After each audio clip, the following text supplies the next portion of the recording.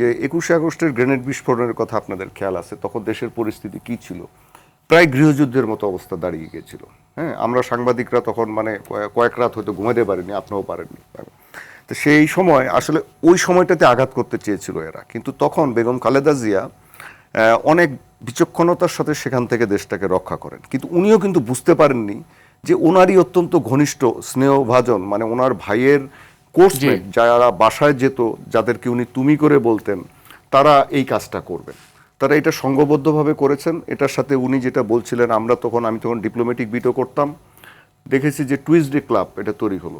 তারপরে এই যে আপনার মার্কিন যে রাষ্ট্রদূত হেরিকে টমাস, যাকে আমরা কালা জাহাঙ্গীর বলতাম, তারপরে British high commissioner Anwar Chowdhury, তারপরে Indian high commissioner Veena Sikri, পরবর্তীতে পিনাক রঞ্জন আসলো।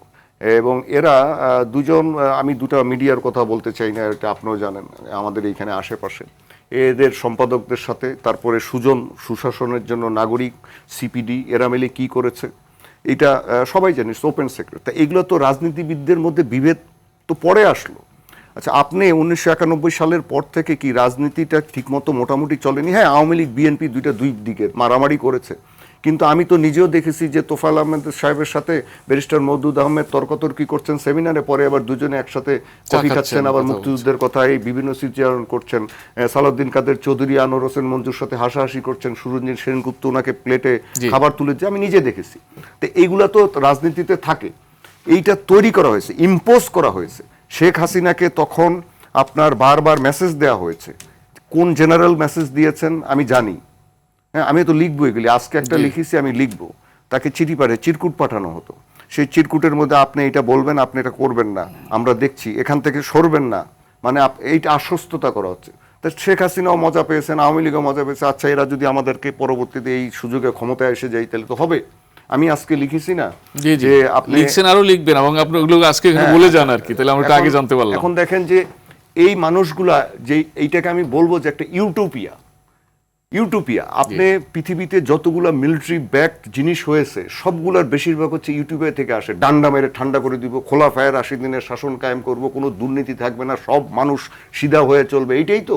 500 টাকা চুরি করেছে, তাকে হ্যান্ডকাপ পরিয়ে এনে আপনার পাশে দুজন সৈনিক দাঁড়িয়ে আছে রাইফেল নিয়ে, সেটা প্রথম আলোতে এত বড় করে রিপোর্ট, আমাকে সম্পাদক আমানুল্লাহ কবির বলছেন, ইউ লুক অ্যাট দিস, আপনি রুশ এটা দেখেন, এটা কি 500 টাকা চুরি করছে, এর জন্য এই অবস্থা। একজন মানে সহকারী থানা শিক্ষা অফিসার, তাও নারী।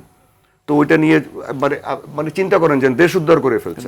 আচ্ছা, পরে আমরা জানতে পেরেছি যে এরকম অনেক কিছুই তারা করেছেন। আচ্ছা, এখানে মাসুদউদ্দিন চৌধুরী যে গুরুতর অপরাধ দমন, মানে এত কিছু বললেন, সব বাঘ মহিষে সব একসাথে ধরে নিয়ে যাওয়া শুরু করলেন, বাংলাদেশের ব্যবসার ভিত্তি নষ্ট করে দিলেন। ব্যবসায়ীরা যেখানে পুঁজি বিনিয়োগ করবে, ব্যবসায়ীদেরকে ধরে নিয়ে গেলেন, নির্যাতন করলেন। আজ পর্যন্ত ব্যবসায়ীরা বাংলাদেশে পুঁজি বিনিয়োগ করতে সাহস পায় না।